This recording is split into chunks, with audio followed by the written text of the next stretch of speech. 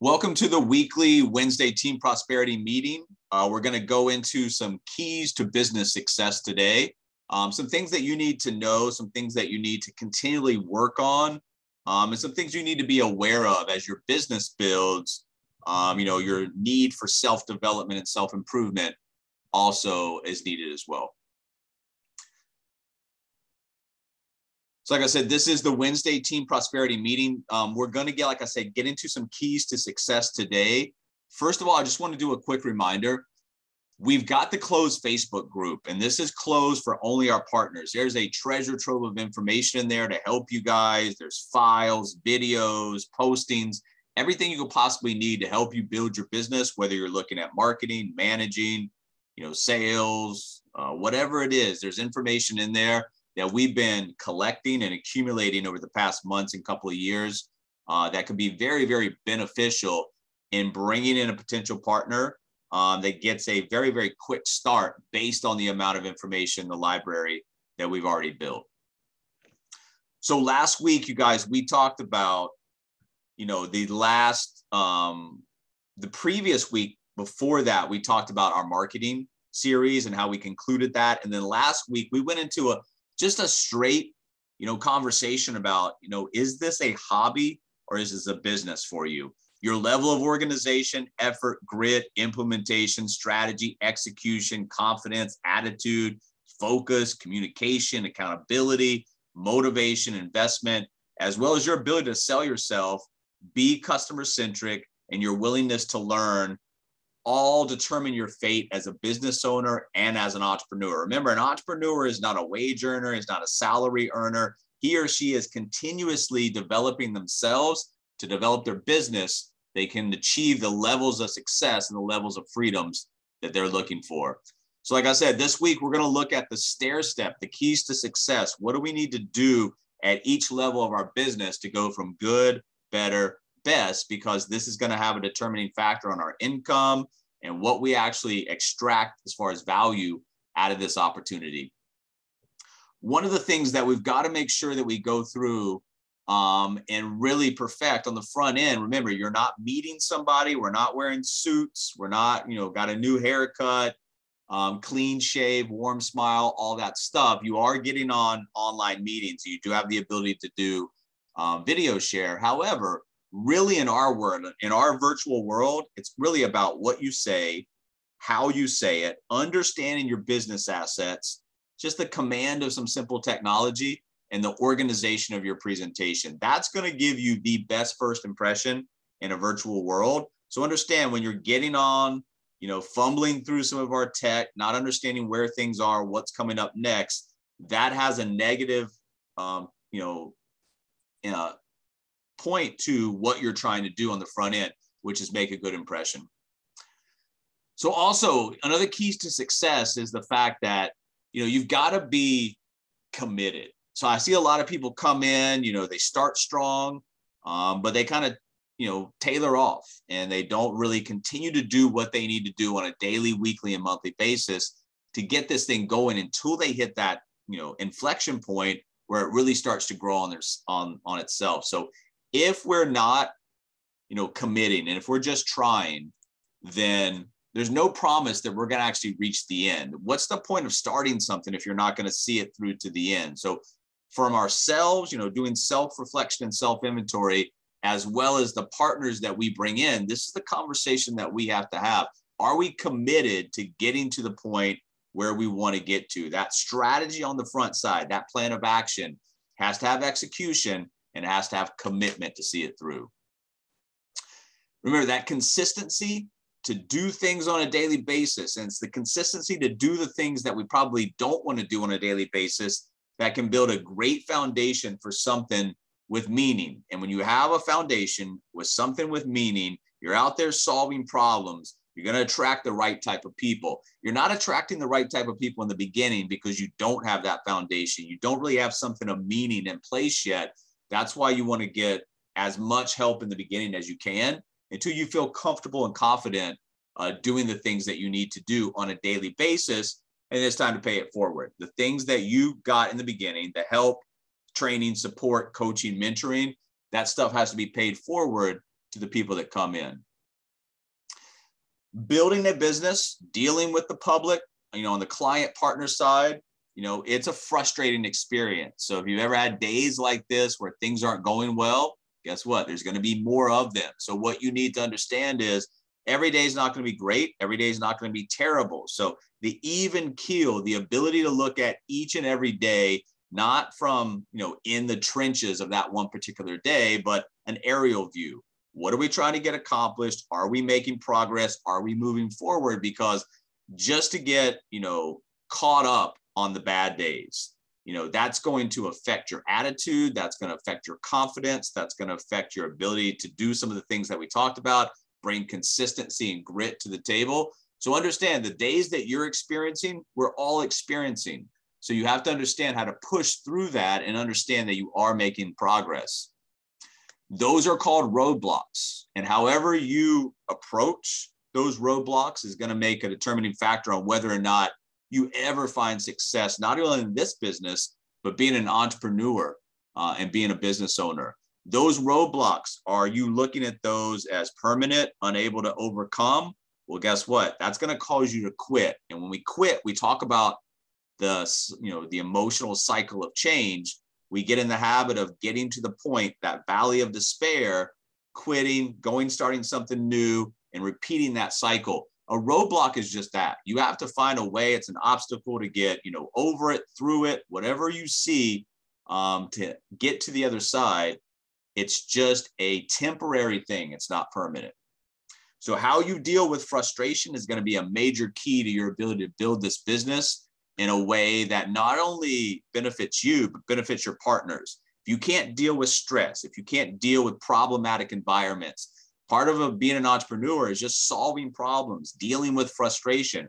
And part of being a manager in an entrepreneurial environment is helping other people get through these cycles and helping them understand that we all go through this. We're all frustrated. We all deal with obstacles. How we deal with that frustration, like I said, it's going to be a major determining factor on you as an individual and your ability to grow agencies, which if you have the same type of idea as far as a business as I do, I want to build a portfolio of digital agencies that I step away from that continually pays me. In order to get there, there's going to be some frustrating moments. There's going to be some roadblocks. You have to understand that you have to keep a positive mentality and you have to be solutions based. Continuing to be frustrated, continuing to dwell on problems, it's not going to get us anywhere as a group. Your vision also, part about going out there and talking, prospecting, networking with people, especially on the partner side, is the ability to sell your own vision. What are you trying to do? Why does it make sense? Why would it benefit somebody to talk to you, to come on, to partner with you? Like I said, as far as a partner selling another potential partner on this opportunity, there has to be an individual as well as an organizational vision that you have that goes out, 12, 24, 36 plus months, because a lot of what you're doing on the front end as an entrepreneur, getting people to come into your organization, they're going to buy into your vision and your ability or your inability to help lead them to where they're trying to go, their vision, their goals.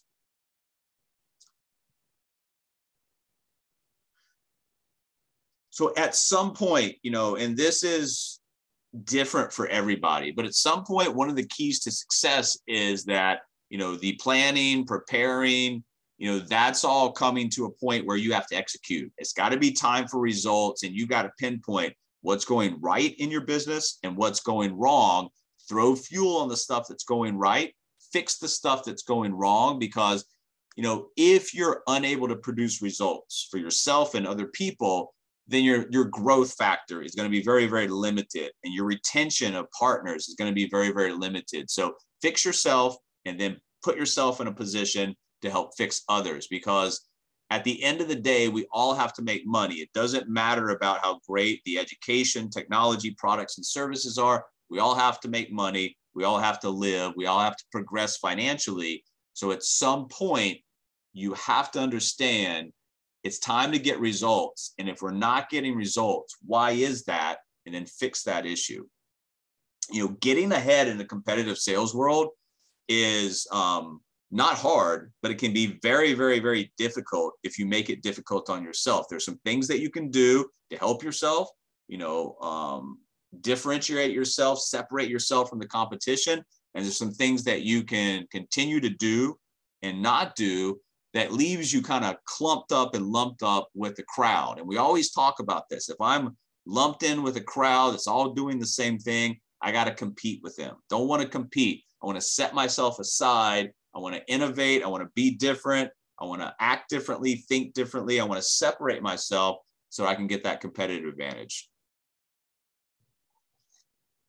Remember, our business is the combination, and really the entrepreneurial combination of most anything that you do is going to be two things: building and learning. So like a boxer with a combination punch, I'm both building my business, all that entails, and I'm learning how to build my business. And we break that stuff down: marketing, managing, consulting, sales, all that stuff.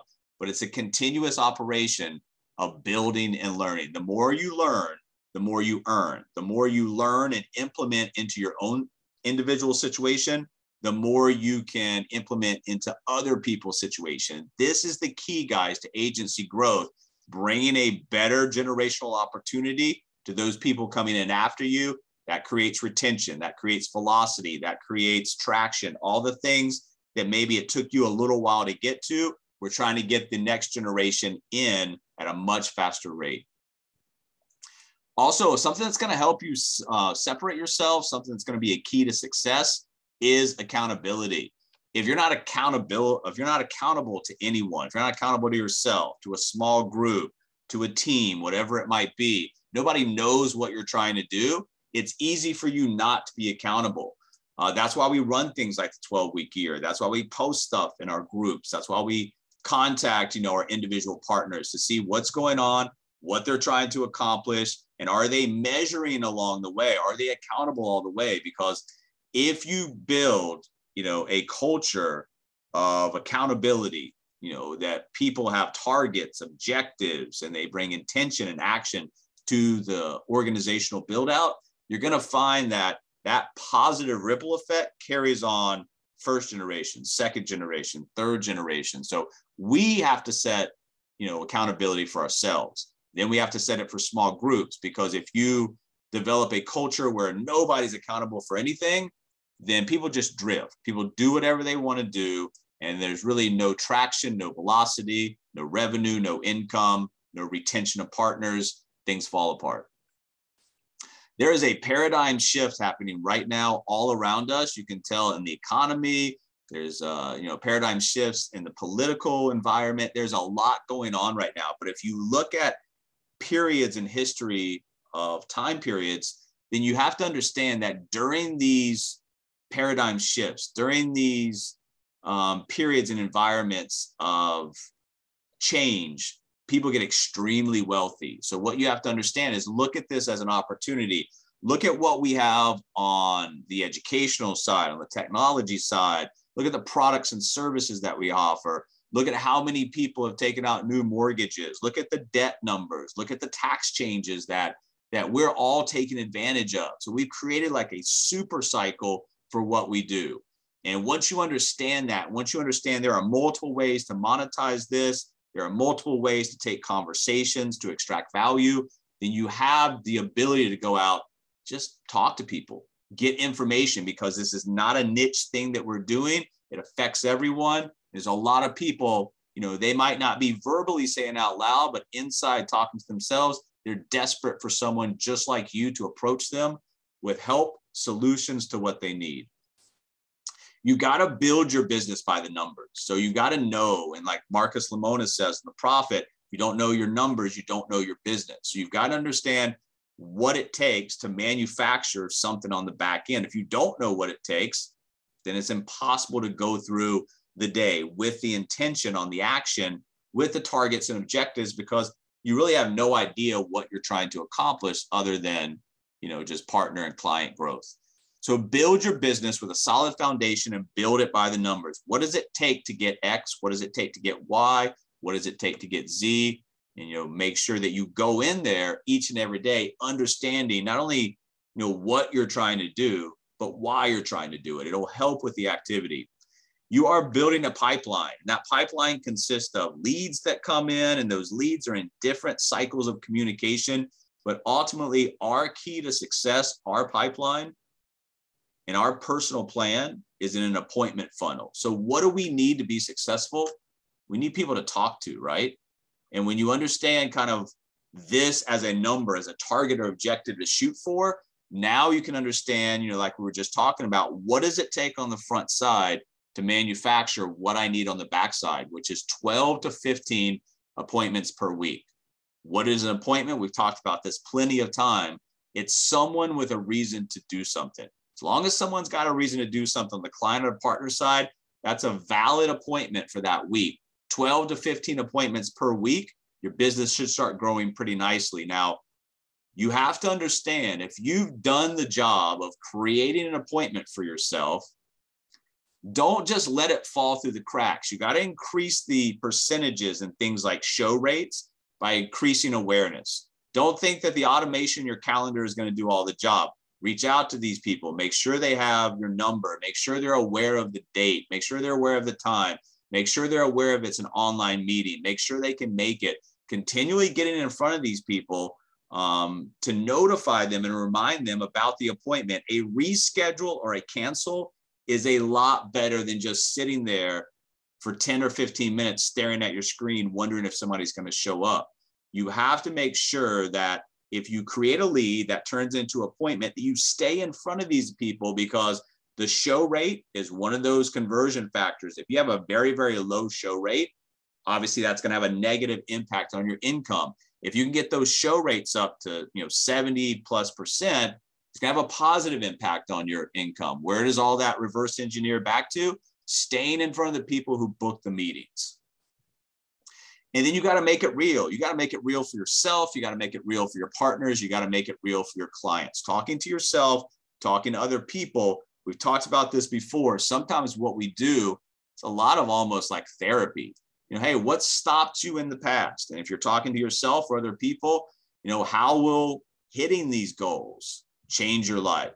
And what are you willing to do? So this is a process about helping yourself and then helping other people. But if you can't help yourself, it's going to be hard to go out there and work with other people, tell them what they need to do, fight through those psychological obstacles and objections, because you yourself are still fighting them. It's very, very simple, our business model. And once you kind of understand this, it's all about just contacting people and talking about what you do, because, ask yourself a question. Do people have too much debt? And then do people have too little wealth? That's the problem. We bring the solution of converting debt to wealth to the marketplace. So you have to understand, how many people need this? Many. How many people want this? A lot.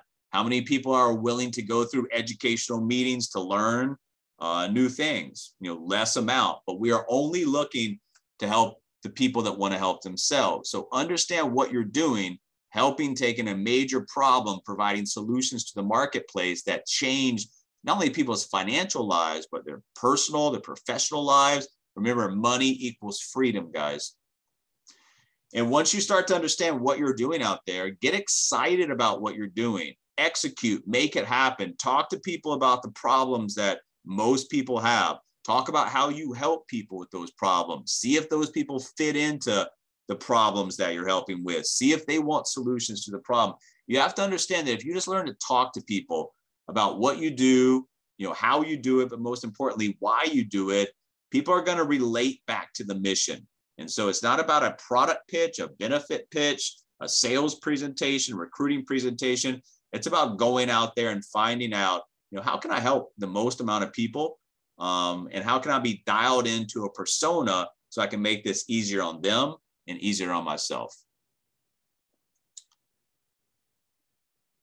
And we went over this a few weeks ago when we started our marketing series. We broke down, marketing, management, sales, and distributions as the quadrants of our business model.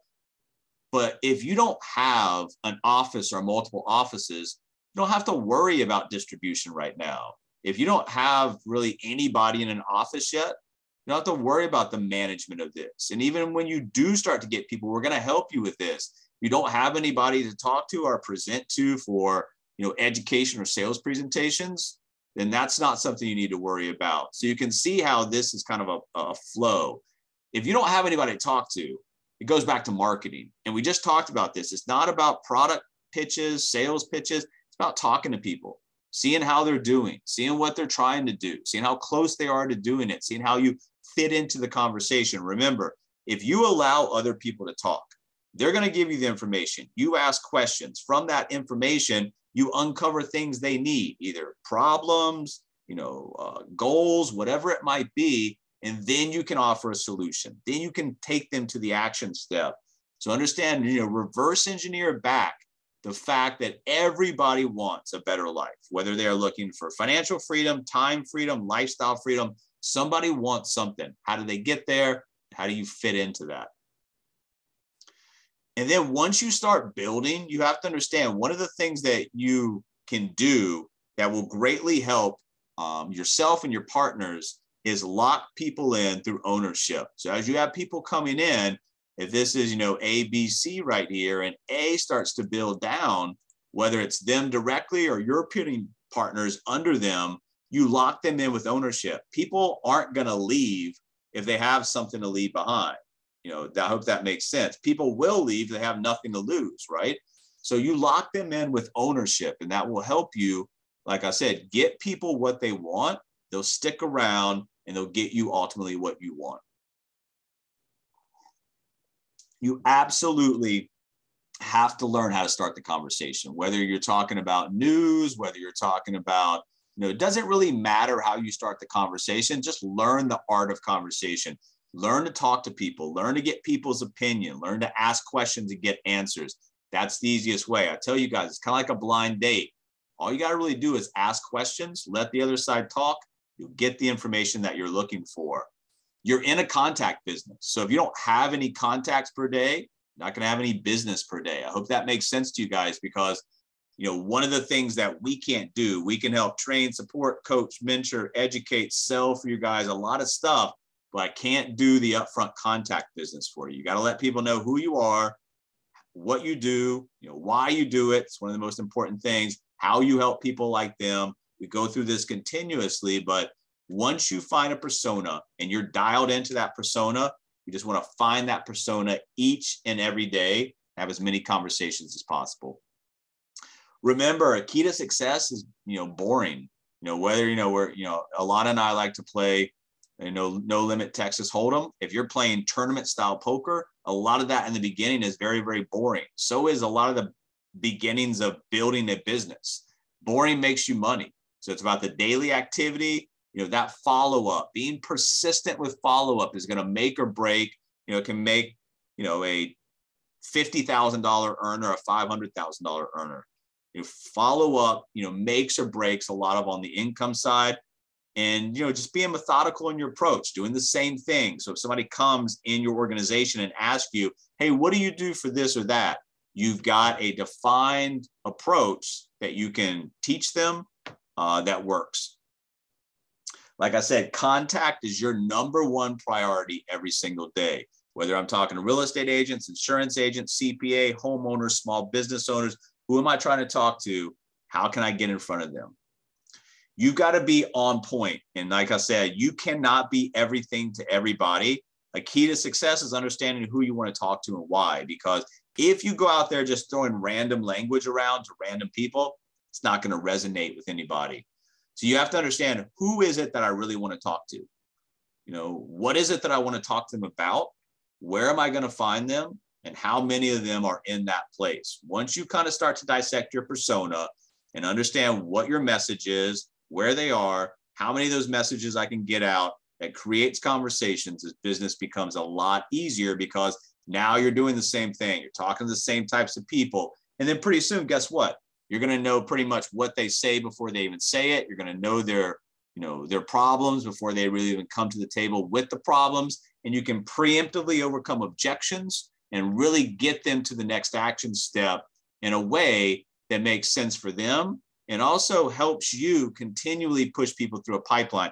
We're not following up just to follow up with people. we are having conversations to take people to the next action steps. Your persona, whether that's on the client or partner side, like I said, the more that you know about the person, the more you can put yourself in their shoes, understand what they're facing, how they're thinking, what they're trying to do, becomes easier to talk to them and have them relate back to, oh, this is a person that I think can actually help me. You have to prospect with a purpose as well. We've talked about this before, but this is not about who knows the most. This is about whoever is the most confident on the phone, on the Zoom, is going to lead the other party. So you don't have to know everything to be confident in the conversation. It's going to be one of two sides. It's going to be you or the prospect. It needs to be you. And then you need to learn how to close before you prospect. I'm not talking about making everybody a partner, making everybody a client, but developing a yes formula in terms of getting out information and creating leads that you can resolve. And then a key to success is really understanding, kind of reevaluating your head, replaying in your head what goes on in conversations. Lana recorded an education meeting the other day, and she said, I twirl my hair too much on film. That's just an honest evaluation of what's going on. You need to fix your problems. You need to reevaluate things that are going on and make sure that you understand that, in the conversation, am I really, opening, continuing, and directing this conversation, or is this just like a dog chasing its tail? So what's really happening in those conversations? And then you also have to understand, what is the meaning of eject? Am I ejecting in conversations because I get uncomfortable, because they've said something where I don't know what to do? A lot of times we eject the conversation way too soon. So instead of thinking about eject, instead of being scared about not knowing an answer, be real with people and then understand that you have to learn how to pivot. Don't eject, don't pause, don't pivot.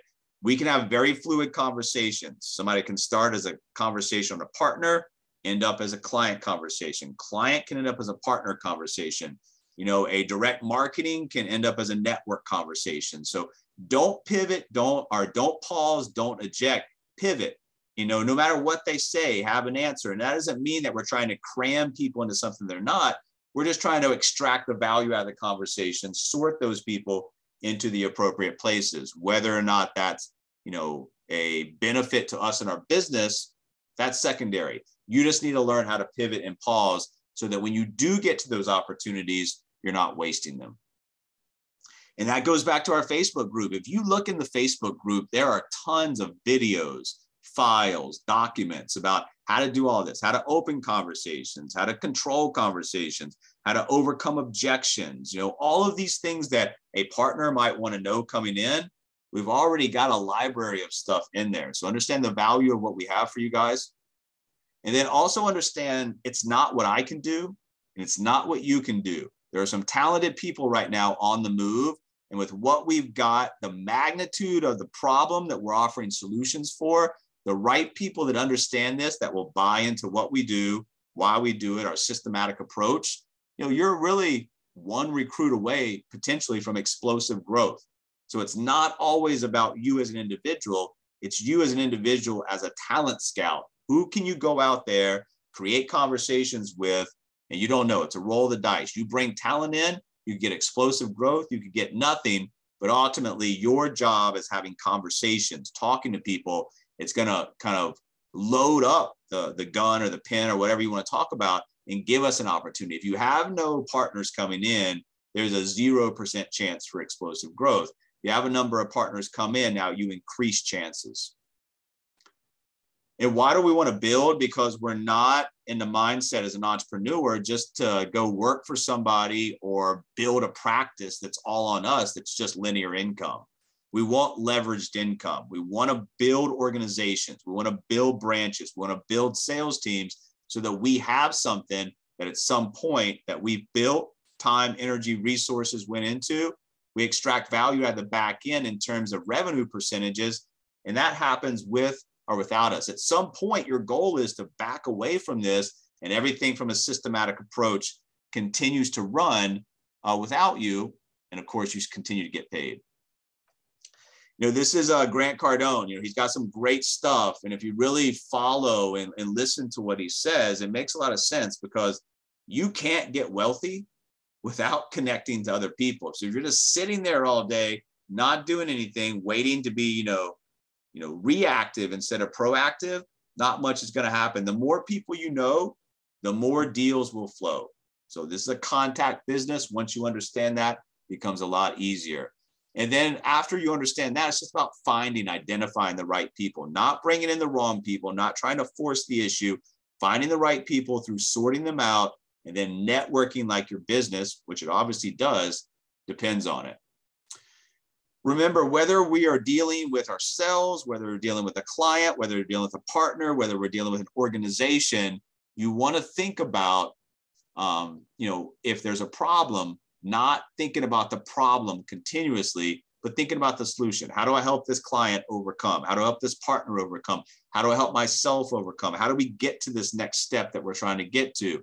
Think about solutions over problems.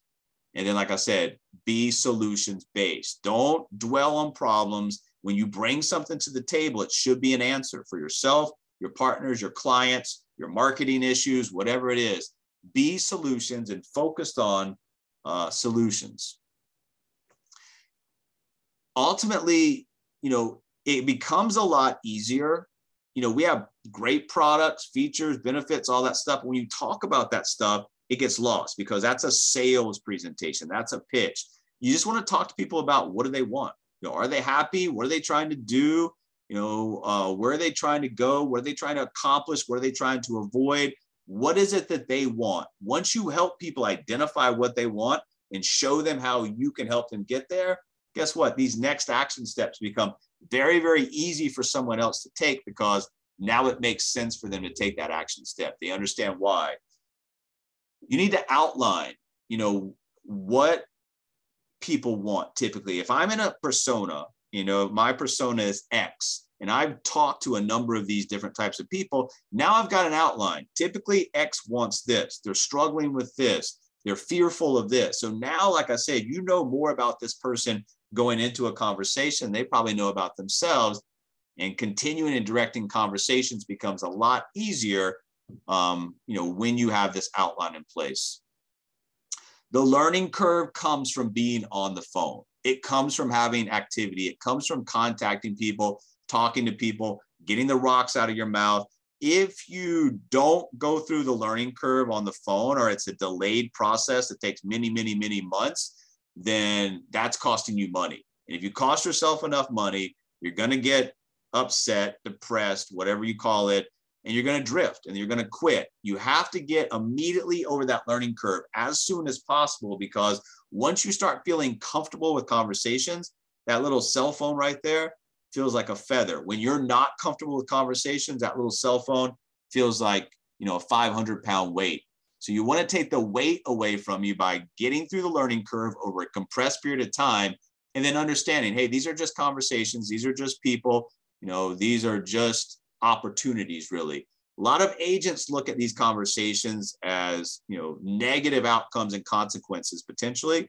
You want to reverse that thinking. Who is the next person I'm talking to, and how can they possibly help me explode my business? When you get down to your presentations, on the education, on the sales presentations, remember, you can have, all of these conversion factors on the front side, but once you're sitting down with somebody, you have to nail this presentation. And a lot of that comes from a process, learning the material, learning the transitions, putting a little bit of your own personality into there, and then finally making sure that you're not talking at somebody, you're talking with somebody. So what is the conversation? How much engagement? Are you getting yeses from them? Or are you just talking over a period of time? Because that's not an effective presentation. You have to understand the buyer's journey. When they come in, they're pretty much unaware. And then you kind of help them uncover, become problem aware. And then we move to the solution. And then we move to the product. And then we move to most aware, which is somebody actually using our products, going out there, user-generated content, referrals, testimonials, all that stuff. So it's a discovery, consideration, and decision. The discovery is, are they committed to change? Do they want a better life, enough to make the necessary changes? And the consideration Are they committed to the solution? So once they're committed to the change, do they understand how the change is going to happen? Do they understand the solution? And then are they committed to that? And then finally, the decision point.